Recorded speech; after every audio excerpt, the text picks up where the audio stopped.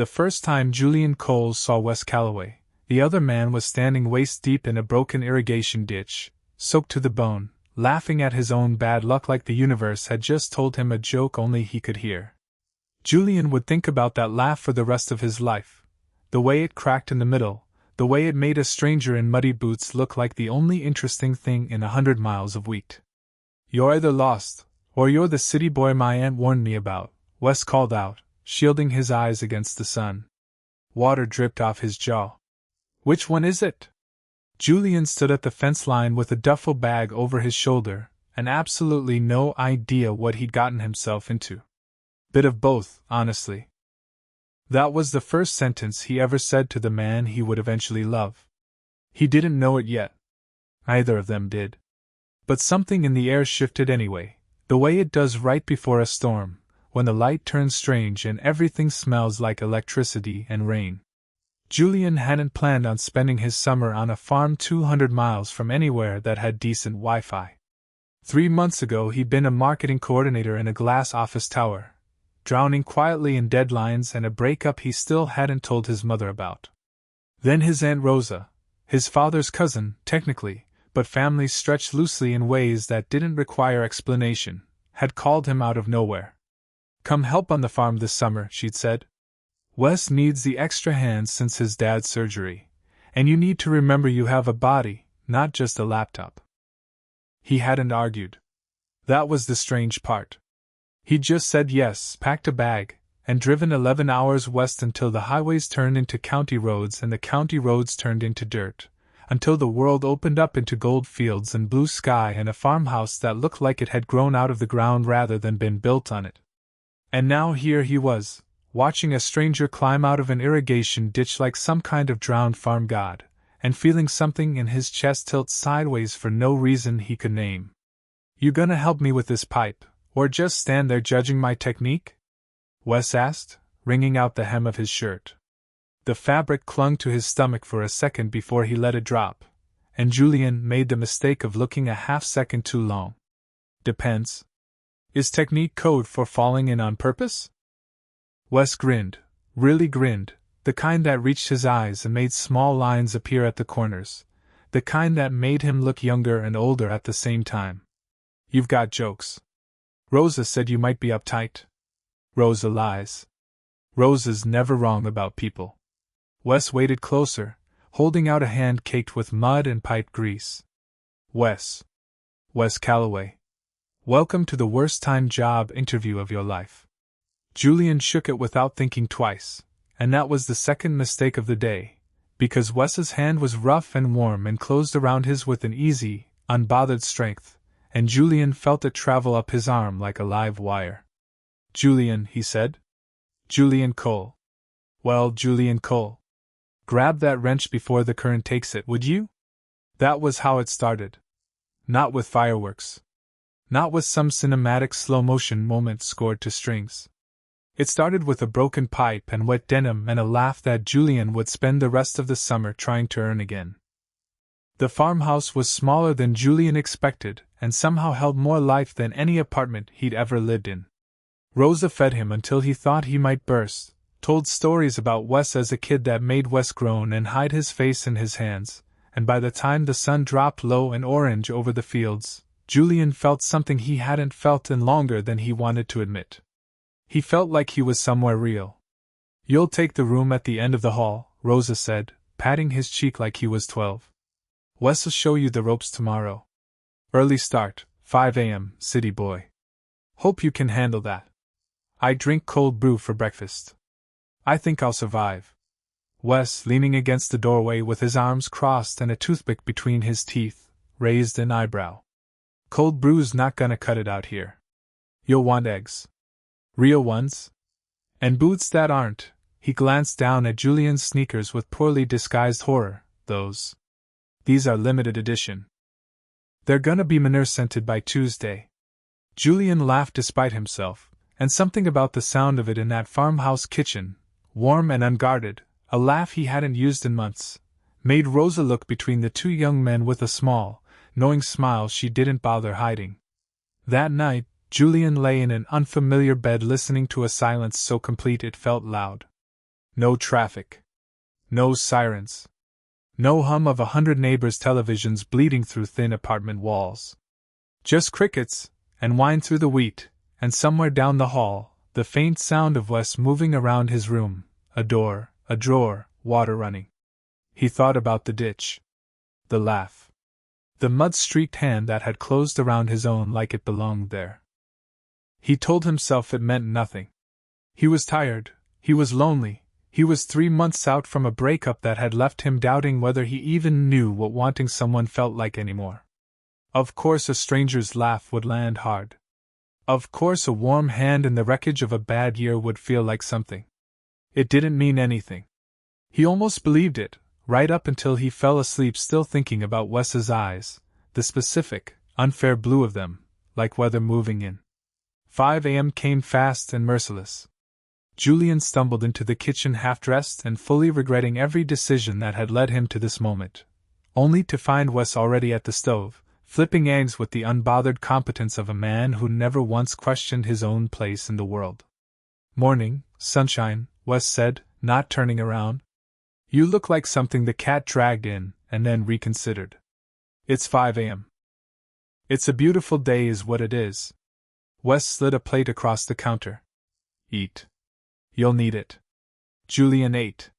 It was, annoyingly, one of the best breakfasts he'd had in years. The work that followed was hard in a way Julian's body had forgotten how to be: hauling feed, mending fence, chasing down a goat that had apparently made it a personal mission to humiliate him. By 10 a.m. he was sunburned, sore, and covered in a fine layer of dust that had worked its way into places dust had no business being.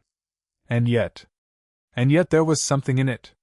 Something in the rhythm of physical work, in the wide open sky, in the easy way Wes talked to him across a fence line like they'd known each other years instead of hours, teasing him, correcting his grip on a shovel with a hand over his hand that lasted maybe 2 seconds too long, laughing when Julian yelped at a curious cow. "You're doing better than I expected," Wes admitted around noon, passing him a water bottle. Their fingers brushed in the handoff. Either of them mentioned it. High praise. "Don't let it go to your head, Cole." Too late. Wes huffed something that might have been a laugh, might have been a sigh, and looked out over the field instead of at Julian, which Julian noticed, the way you notice a held breath. "Rosa said you had a rough year?" "Didn't say details. Don't need 'em unless you want to give 'em." Julian looked down at the water bottle in his hands. "Break up. Nothing dramatic. Just long and quiet, and then over. Those are the worst kind. You'd know?" Wes was quiet for a second too long. "Something like that. Small towns don't leave a lot of room for figuring yourself out. Especially not," he stopped himself, jaw working, and shook his head like he was physically discarding the sentence. "Anyway. Come on, city boy. Fence isn't gonna mend itself." Julian filed that unfinished sentence away like a coin in his pocket. He'd think about it more than he should have, turning it over, wondering what word had almost followed, especially not. He wouldn't get the answer for weeks. But he'd remember the exact tilt of Wes's face when he swallowed it back. Days folded into each other the way they only can in summer, long, gold, indistinguishable except for small, precious differences. The morning Wes taught him to ride, laughing so hard at Julian's terror that he nearly fell off his own horse. The afternoon a storm rolled in fast and they ran for the barn together, drenched and breathless, hiding from lightning like kids, shoulders pressed together in the dark smell of hay and rain. That afternoon in the barn was the first time Julian let himself really look. Wes's hair was plastered to his forehead dark with rain. His shirt clung to his shoulders, and he was breathing hard from the run, chest rising and falling in a way that made the barn feel smaller than it was. Thunder cracked outside, close enough to rattle the old wooden walls, and Wes flinched, just slightly, just enough that Julian noticed, and laughed at himself for it. "Not a fan of thunder?" Julian asked, voice quieter than he meant it to be. "Not really. Dad used to say a man shouldn't be scared of weather." Wes shrugged, rainwater dripping off his jaw exactly like it had the first day. "Never told him it wasn't really about the weather." "What was it about?" Wes looked at him then. Really looked, The kind of look that had a question folded inside it, a question Julian couldn't yet name but felt anyway, low in his chest, like the pull before a fall. Rain drummed on the roof. Their shoulders were still touching. Either of them moved away.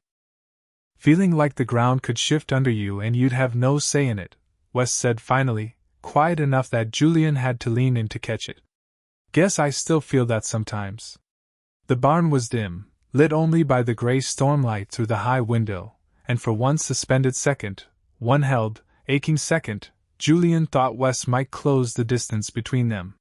He wanted him to. He registered that wanting was something like shock, a truth arriving all at once instead of gradually. He wanted this stranger, this farm boy with rain in his hair and thunder in his shoulders, to lean the last 6 inches and kiss him. Wes's eyes dropped, just briefly, to Julian's mouth.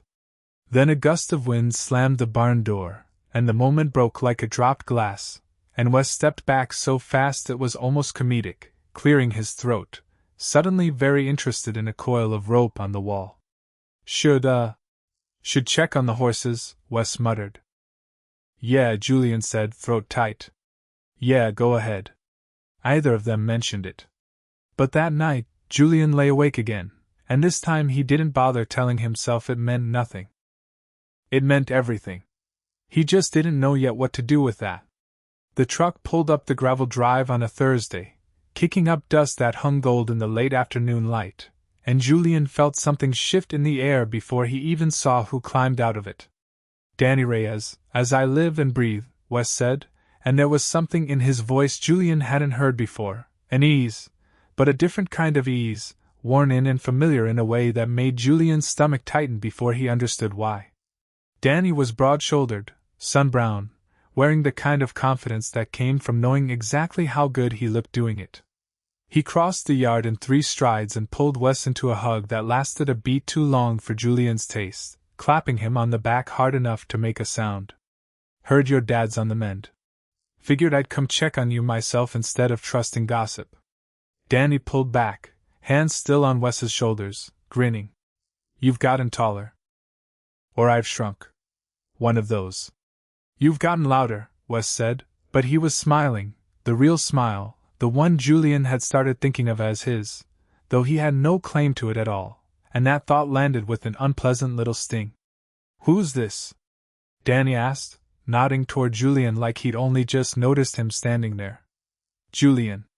Rosa's helping me out for the summer, cousin's kid, or something like that. Family's complicated. Wes said it easily, like Julian was a fact of the farm, like the hay bales or the fence line. Julian tried not to notice how much that stung either. City boy? Danny asked, looking Julian over with an assessment that felt less friendly than curious. That obvious? Your boots give it away. Danny laughed, and it wasn't unkind, but Julian found he didn't much care for it anyway. Wes, you remember that summer you tried to teach me to rope and I nearly took your ear off? I remember you crying about it for a week after. I did not cry. You cried, Daniel. They fell into an easy back and forth full of names Julian didn't know and years he hadn't been there for, and Julian stood at the edge of it feeling, for the first time since he'd arrived, like exactly what he was, a visitor. A summer hand. Someone passing through a life that had been built, brick by brick, long before he showed up and would go on standing long after he left. He told himself the tightness in his chest was nothing. He told himself a lot of things that week. Danny stayed for dinner. Then he stayed for the evening, sprawled on the porch steps with a beer in his hand, telling stories that made Rosa laugh so hard she had to wipe her eyes, stories that all seemed to end with an "and Wes at 17. Wes falling off the barn roof trying to fix a weather vane, Wes crying at his own dog's funeral and pretending it was allergies. Julian sat a little apart from the group, nursing a beer he wasn't really drinking, watching Wes laugh with an old friend and trying to name the thing curling low in his stomach. It took him longer than it should have to admit what it was. Jealousy. Plain and simple and humiliating. He had no right to it. He'd known Wes 2.5 weeks. Whatever had almost happened in the barn during the storm hadn't happened again, hadn't even been mentioned, existed only as a held breath either of them had let out. He had no claim on Wes Calloway. And yet here he was, arms crossed, watching Danny sling an arm around Wes's shoulders and feeling something ugly and possessive rise up in his throat. "You're quiet," Rosa said, settling into the rocking chair beside him once Danny had wandered off toward the barn to look at a horse he apparently used to ride. "Long day?" "Something like that." Rosa studied him with the particular patience of a woman who had raised boys and buried a husband and generally seen enough of human nature not to be fooled by a deflection. "Danny's harmless, you know. All bark. Left for the city years back. Comes through twice a year, stirs up dust, leaves again." She rocked once, twice. "He's not who Wes waits for." Julian's head turned so fast it nearly hurt. "I don't know what you mean."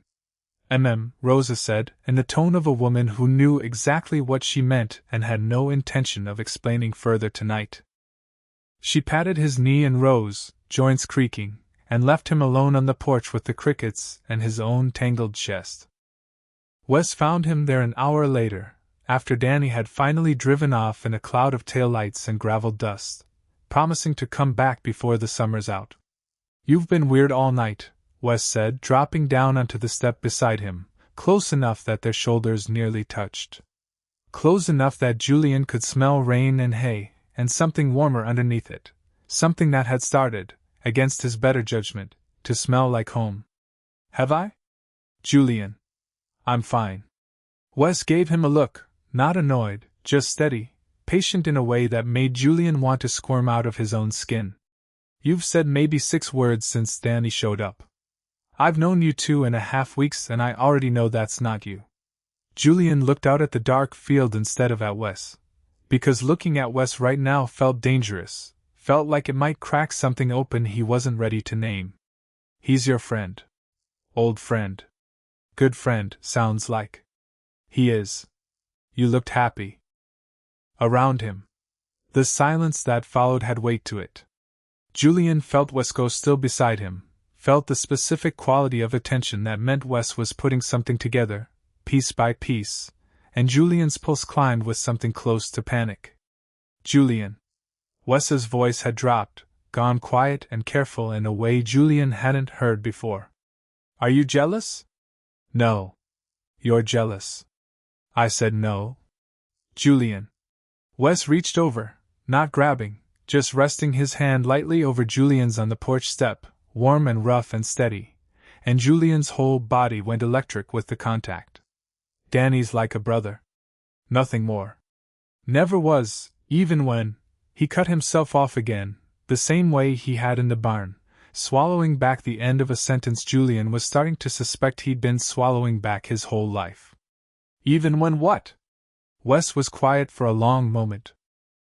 Above them, the sky had gone fully dark, stars scattered thick and bright the way they never were in the city, the way Julian had forgotten skies could look. Wes tipped his head back to look at them, throat working like the words were caught somewhere behind his collarbone. "There was a guy," Wes said finally, so quietly Julian had to lean in to hear it. "Few towns over. When I was 20. It wasn't a secret exactly, but it wasn't known either, if that makes sense. Small place. My dad's old-fashioned. I loved him quiet, and I loved him careful, and then he left for a job in the city and I let him, because staying quiet felt safer than asking him to stay." Julian's chest ached in a way he wasn't prepared for. "Wes, I'm not telling you this for sympathy." Wes turned to look at him then, and in the starlight his eyes were dark and open in a way Julian hadn't seen before, unguarded, the careful walls of the last 2.5 weeks quietly coming down. "I'm telling you because I don't want to do the quiet thing again. I did it once. Cost me something I still think about." "What are you saying?" "I'm saying," Wes huffed out something that was almost a laugh, almost nerves, his hand still resting over Julian's on the wooden step. "I'm saying that day in the barn wasn't nothing.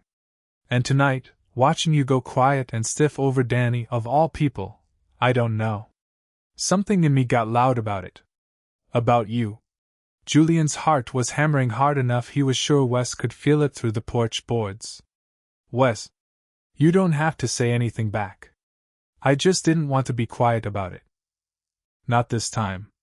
They sat there, close enough to touch, hearts loud in the summer dark, and Julian felt the space between them narrow, an inch, then another, Wes's hand sliding from over his to lace their fingers together, slow and deliberate, like he was giving Julian every chance in the world to pull away. Julian didn't pull away. He turned his head instead, and found Wes already turned toward him, close enough now that Julian could feel his breath, warm against his cheek in the cool night air. Wes's eyes dropped to his mouth the way they had in the barn, and this time neither wind nor thunder came to break it. Julian, Wes murmured, so close now his lips nearly brushed the word against Julian's skin. Can I? Yeah, Julian breathed, before he'd even finished asking. Yeah, you can. The kiss, when it came, was soft, careful, the way Wes did everything, like he was memorizing it as it happened. His free hand came up to rest against Julian's jaw, thumb brushing his cheekbone, and Julian melted into it with a helplessness he hadn't let himself feel in years, hand fisting gently in the front of Wes's shirt like he needed something to hold on to. Above them, the stars went on scattering their old light across a sky that had seen 1,000 summers like this one, and somewhere out in the dark fields the crickets kept singing, indifferent to the two young men on the porch step who had just, finally, stopped being quiet. When they broke apart, Wes rested his forehead against Julian's, both of them breathing like they'd run somewhere fast and far. That, Wes said, voice a little wrecked, is the least quiet I'd been in about 6 years. Julian laughed, a real laugh, startled out of him, and pressed his smile against the corner of Wes's mouth. Good, he said. Let's keep it that way. Neither of them noticed the porch light click on behind them, or Rose's shadow retreating quietly from the window with a small, satisfied smile of her own. Morning came softer than usual, gold light pooling through gauzy curtains, and Julian woke with the strange, buoyant feeling of a person who has forgotten, for a few blissful seconds, that the world contains problems. Then he remembered the porch. The kiss. The way Wes had walked him to his door afterward and lingered there, foreheads touching, either of them wanting to be the one who said goodnight first. He was smiling at the ceiling like an idiot when his phone buzzed. Rosa, texting the house group chat, Big Jim's coming home today. Doctor cleared him early. All hands on deck, boys. Julian's stomach did a small, uneasy flip. He hadn't met Wes's father yet. The man had been in the hospital, then a rehab facility. The whole time Julian had been on the farm, present only as a name mentioned fondly and worriedly in equal measure. And somewhere underneath the excitement of the good news sat a colder thought Julian hadn't let himself examine too closely. Big Jim's coming home. Which meant the farm didn't need him anymore, not really. Which meant Rosa's excuse for calling him out here, extra hands, a man down, had an expiration date stamped right on it, ticking louder now with every day that passed. He found Wes in the kitchen already, humming something under his breath while he flipped eggs, looking lighter than Julian had seen him all summer, shoulders loose, mouth curved easy and unguarded. He turned when Julian entered and the smile widened, softened, turned private in a way that made Julian's chest hurt with how much he already didn't want this summer to end. Morning, Wes said, and crossed the kitchen without hesitation to kiss him, quick, easy, like they'd been doing it for years instead of one single, electric night. Dad's coming home today. I heard. That's, Wes, that's great. It is. Wes's smile faltered, just slightly, like he'd caught something in Julian's voice. You okay? Course. Julian took the plate Wes handed him, made himself smile properly. Just tired. Long night. Good tired, I hope. Wes's eyes crinkled, warm, and for a moment Julian let himself just be happy, let the cold arithmetic in the back of his mind go quiet. It didn't stay quiet for long. Big Jim Calloway turned out to be a broad, weathered man with Wes's exact blue eyes and a handshake that could have cracked walnuts, moving carefully on a cane but with none of the fragility the word hospital implied. He looked Julian over on the porch steps with an assessing squint that made Julian feel about 19 years old and deeply unqualified for whatever judgment was being rendered. So you're the city fella, Jim said finally. Yes, sir.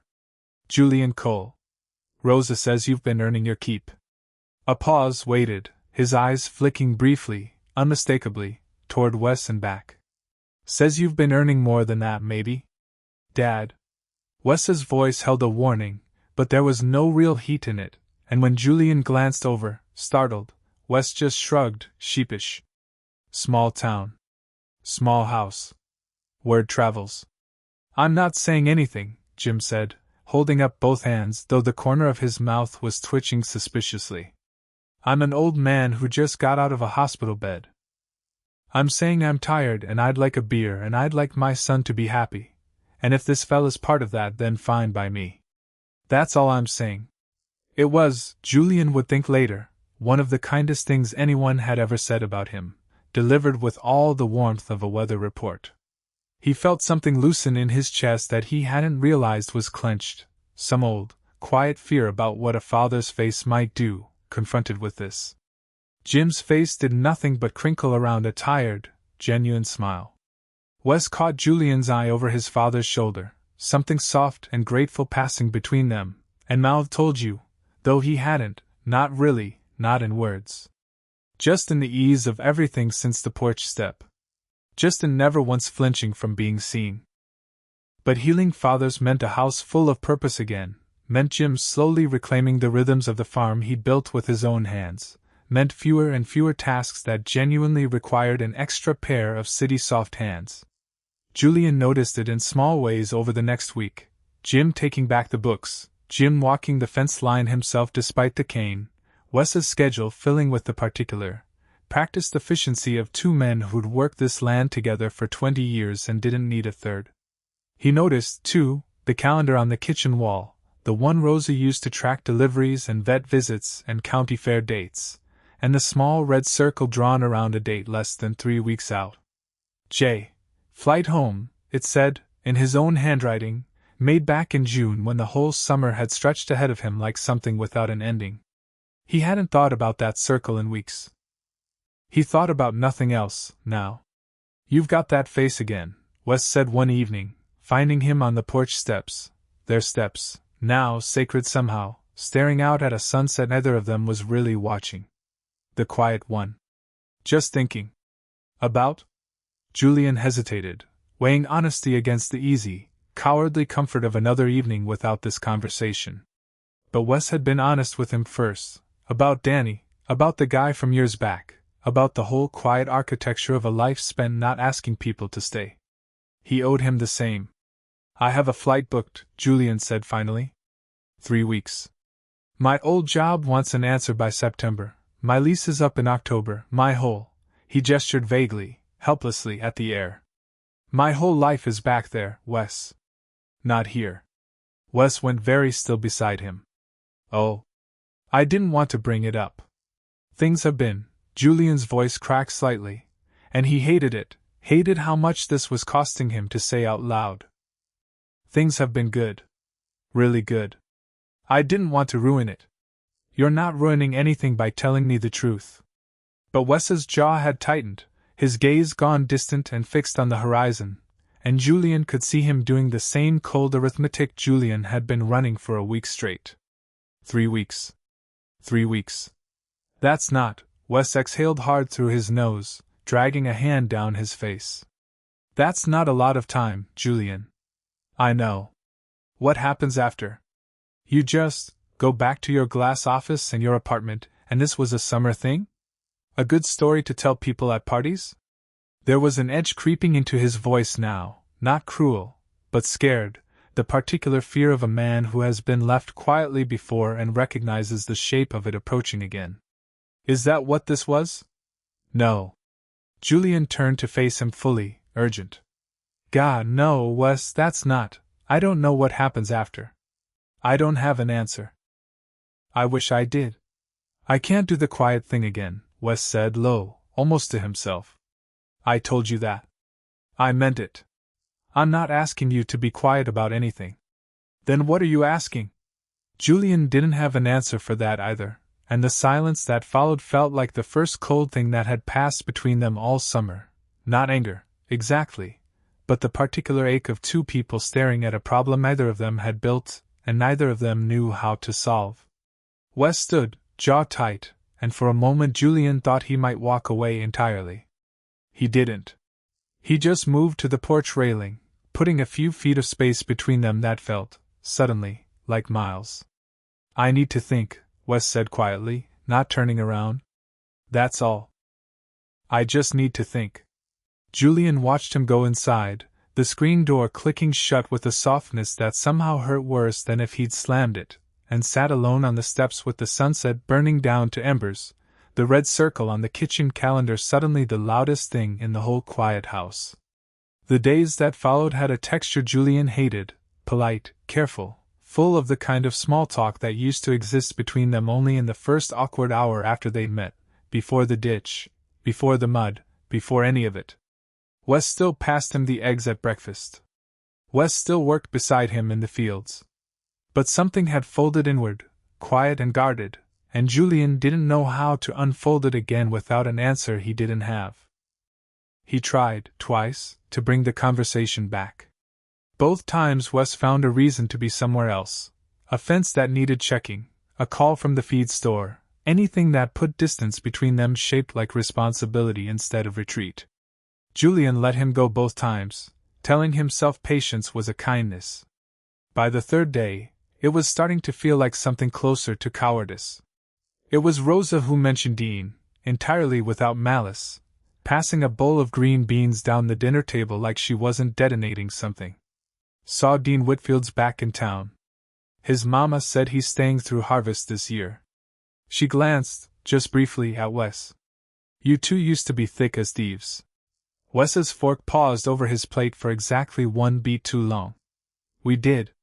He asked after you at the feed store," Jim added, oblivious or pretending to be, buttering a roll. "Said you should stop by." "Maybe I will." That was all. 4 words, delivered flat, and Julian felt them land somewhere just beneath his ribs with a weight that had nothing to do with the words themselves and everything to do with the careful way Wes avoided his eyes while saying them. He looked Dean up later that night, alone in his room, hating himself a little for it, and doing it anyway. Dean Whitfield had a modest online footprint, a few photos from a rodeo 2 summers back, broad-shouldered and easy smiling, an arm slung around Wes's shoulders in a picture that was, Julian told himself firmly, almost certainly nothing. Old friends stood like that. Old friends smiled like that, comfortable and unbothered, the particular ease of people who had known each other since before either of them had learned to guard anything. He told himself that. He mostly believed it. Mostly. The next evening, Wes came in from the fields, showered, and changed into a shirt Julian hadn't seen before, dark green, fitted in a way his work clothes never were, and something in Julian's chest went cold and small. "Going out?" he asked, aiming for casual and landing somewhere closer to interrogation. "Dean's having some people over. Figured I'd stop by." Wes wasn't quite meeting his eyes, checking his reflection in the hall mirror with more attention than the moment strictly required. "Been a while since I saw him." "Right." Julian nodded, throat tight. "Have fun." Wes paused at that, something flickering across his face, quick and unreadable, gone before Julian could name it. For one suspended second it looked like he might say something else, might close the distance that 3 days of careful politeness had built between them. Then Rosa called something from the kitchen about supper, and the moment slid past, and Wes just nodded once and left. Julian sat on the porch steps alone that night, the same steps where they'd kissed for the first time under a sky full of stars, watching headlights disappear down the long dirt drive, and let himself feel, fully and without apology, the particular ache of being left behind by someone who hadn't technically left. He didn't wait up on purpose. That was what he told himself, anyway, staying downstairs with a book he wasn't reading, the porch light left burning out of something that wasn't quite hope and wasn't quite dread. It was past midnight when he heard the truck in the drive, and past midnight still when Wes came through the door, quiet, a little unsteady, smelling faintly of wood smoke and someone else's cologne. "Hey," Wes said, surprised to find him still awake, something guarded moving behind his eyes. "You didn't have to wait up." "Couldn't sleep." It wasn't entirely a lie. "Good night?" Yeah. Good to see everyone. Deans. Wes stopped, seemed to reconsider whatever he'd been about to say, shook his head slightly. It was good. Simple. Simple. The word landed harder than Julian expected, considering everything about the last 3 weeks had been anything but. He heard himself say, before he could stop it, simple's nice, I guess. Easier than whatever this is. Wes went still in the doorway. What's that supposed to mean? Nothing. Forget it. No, say it. Whatever you were gonna say it. There was an edge in Wes's voice now, tired and raw, 3 days of unspoken tension finally cracking open at the worst possible hour. You've had a face on you all week, Julian. Ever since the porch. So say it. Julian stood, some old defensive instinct rising in him, the same one that had gotten him through a dozen fights with a dozen people who'd left before they ever really arrived. I'm saying you spent the last 3 days finding every excuse not to talk to me, and then the second I bring up something hard, you go put on a nice shirt, and drive off to see an old friend with his arm around you in every photo I could find. He heard himself say it and hated himself immediately, the pettiness of it, the transparency. Forget it. That's not fair. You looked him up? Something in Wes's face closed, hurt sliding fast into something colder.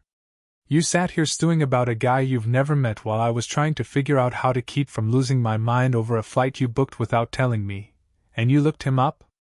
That's not. I've known Dean since I was 7 years old, Julian. He's my friend. One of maybe 3 people in this whole town who knew about me before I figured out how to say it out loud myself, and he never once made me feel small for it. Wes's voice cracked slightly, and Julian realized with a sick lurch that he'd gotten this catastrophically wrong. I went there because I needed one night where I wasn't thinking about a calendar. That's all it was. And you're standing here acting like I did something to you. I'm sorry. The words felt small and useless the second they left his mouth. Wes, I'm sorry, I wasn't thinking. No. Wes shook his head, already moving past him toward the stairs, exhaustion written into every line of him. You were thinking. That's the problem.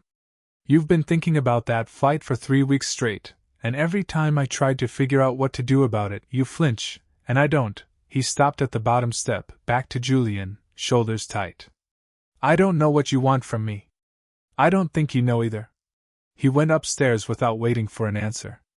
Julian stood alone in the dark hallway for a long time, listening to a door close softly down the hall, not slammed, just closed, which somehow felt so much worse, and understood, with the particular clarity that only arrives after you've ruined something, that he had just handed Wes exactly the kind of quiet, uncertain ending he'd promised he could never survive again. The morning after was the quietest the farmhouse had ever felt. Wes came down late, ate standing at the counter instead of at the table, and left for the far pasture without a word to anyone. Julian sat over cold coffee and pushed eggs around his plate until Rosa finally set down her own fork with the particular clatter of a woman who had run out of patience for pretending not to notice things. All right, she said. Out with it. It's nothing, Rosa. Boy, I have known you 3 months and I have known that boy his whole life, and I have never once seen either of you look this miserable over nothing. She fixed him with a look that had probably ended arguments for 3 generations of Callaways. You love him. It wasn't a question, so Julian didn't treat it like one. He just sat there, feeling the truth of it land somewhere he could no longer talk himself out of. Yeah, he said, quiet, like it cost him something to admit out loud for the first time. I do. Then why in God's name are you sitting in my kitchen instead of telling him that? Because I have a flight, Rosa. Because I have a job, and a lease, and a whole life back there that doesn't just disappear because, he stopped, throat tight. Because I fell in love with a farm and the boy who runs it. Rosa reached across the table and took his hand, her own rough and warm in a way that reminded him, absurdly, of the first time Wes had done the same thing beside a broken irrigation ditch. Honey, nobody's asking you to pick a farm over a whole life. But you'd better figure out real quick whether that life back there is the one you actually want, or just the one you're used to being scared enough to keep. She squeezed once, let go. That boy has spent his whole life watching people leave the second things got complicated. His mother did it. That fella before you did it, 3 years back, near broke him. He is not going to ask you to stay. He's too proud and too scared for that. Which means if you want him, Julian, you are going to have to be the one who says it first. He found Wes exactly where he expected, the far fence line, the same one they'd mended together that very first week, back when Julian's hands still blistered at ordinary work and Wes still felt like a stranger instead of the center of gravity his whole world had quietly rearranged itself around. Wes heard him coming and didn't turn, shoulders set in a hard, guarded line against the wind. Rosa send you out here? She didn't have to. Julian stopped a few feet away, heart going hard against his ribs. I came because I needed to say something, and I was too much of a coward to say it last night. Julian. Let me finish. Please. He took a breath, and for once in his life let himself say the true thing instead of the safe thing. I looked Dean up because I was scared. Not of him, of losing you. Of you finding someone who's been here the whole time, who never has a flight to catch, who doesn't come with a countdown attached. I've spent 3 weeks so busy being terrified of my own leaving that I never once told you the only thing that actually matters, which is, his voice caught, and he pushed through it anyway. I don't want to go. I've been trying to talk myself out of it for weeks, running the math on jobs and leases like any of that outweighs waking up next to you. It doesn't. None of it does. Wes finally turned, and his face was doing something complicated. Hope and fear tangled together so tightly Julian couldn't tell where one ended and the other began. You have a whole life back there. I had a life back there. Past tense. This, Julian gestured at the fence, the fields, the wide unbearable sky, at Wes standing in the middle of all of it like he'd grown out of the ground the same way the farmhouse had. This is starting to feel like the first real one I've ever had. You can't just decide that because of one summer, one. I'm not deciding it because of a summer, Wes. I'm deciding it because of you. Because of the way you laugh like the whole world's in on the joke. Because you taught me how to ride a horse and how to fix a fence, and how to sit still long enough to actually feel something instead of just scrolling past it. Because 3 weeks ago I would have told you I didn't believe in falling for someone this fast, and now I can't remember how I ever believed anything else. He closed the distance between them, close enough now to see the specific unfair blue of Wes's eyes, whether moving in exactly like it had that very first day. I love you. I should have said it days ago instead of looking up some guy's Instagram like a jealous idiot. I love you, and I don't want to get on that flight, and if there's any version of this where you'd let me stay, I would like to know what that looks like. For a long moment Wes just looked at him, something breaking open behind his eyes, years of careful guardedness finally giving way all at once. You mean that? I have never meant anything more in my life. Because I can't do the almost thing, Julian. I told you that. If you stay, you stay. Not for a season, not until the next hard month makes you doubt it. I've had enough people leave to last me a lifetime, and I would rather you get on that plane tomorrow than stay for 6 months and break my heart slow instead of fast. Then I'm not getting on the plane. Julian said it like a vow, because it was one. I'll call about the lease tonight. I'll figure out the job, or I'll find a new one, or I'll learn to actually be good at this. He gestured vaguely at the fence, the fields, the entire unfamiliar shape of a farmer's life, because none of it matters half as much as this does.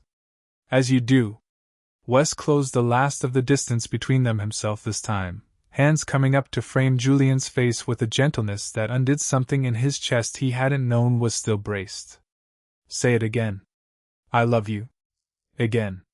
I love you, Wes Calloway, and I am staying, and I am done being scared of it. Julian laughed, wet and disbelieving, feeling the words settle into something solid and permanent in his chest. Now would you please kiss me before I lose my nerve? Wes did. Right there at the fence line where they'd started, the wind moving gold through the wheat around them, the whole wide sky standing witness to something neither of them would ever have to explain to a red circle on a calendar again. It wasn't rushed or desperate the way the porch kiss had been, all nerves and disbelief. It was slow and certain, and it tasted like every version of home Julian hadn't known he was looking for. When they finally broke apart, foreheads resting together, Wes was smiling the exact grin from that very first day in the irrigation ditch, the one that had cracked something open in Julian before he'd even learned the man's name. "Guess Rosa was right about you after all," Wes murmured. "Rosa's never wrong about people. Don't let it go to her head." The lease didn't renew in October. The job offer got a polite, final no. Julian's mother cried a little on the phone when he told her. Happy tears, mostly. Once she'd asked enough careful questions to understand exactly what kind of staying her son meant, and by the time the wheat came in gold and heavy that autumn, Julian Cole had a pair of boots that were, by anyone's honest measure, thoroughly and permanently manure-scented. He didn't mind. He'd trade limited edition sneakers for this 1,000 times over. For mornings that started at 5 a.m. with eggs and bad jokes. For a laugh that still cracked in the middle and still undid him a little every single time. For a hand that found his own across a fence line like it had always belonged there and always would. Big Jim, to no one's surprise, took full credit for the whole thing at Thanksgiving, insisting he'd known from the porch steps. Rosa just smiled into her wine and said nothing, because she, of course, had known even before that, from a broken irrigation ditch, and a laugh, and the exact way two strangers had looked at each other like the world had just quietly rearranged itself to make room. Some love stories start with fireworks. Theirs started with mud, and rain, and a stranger's hand closing around his own in the middle of nowhere, and somehow, against every quiet fear either of them had carried into that summer, it turned out to be exactly enough. Did you fall for Julian and Wes's story? Yellowheart, if this slow burn had your heart racing, smash that like button, subscribe for more romantic stories, and drop a comment telling me your favorite moment,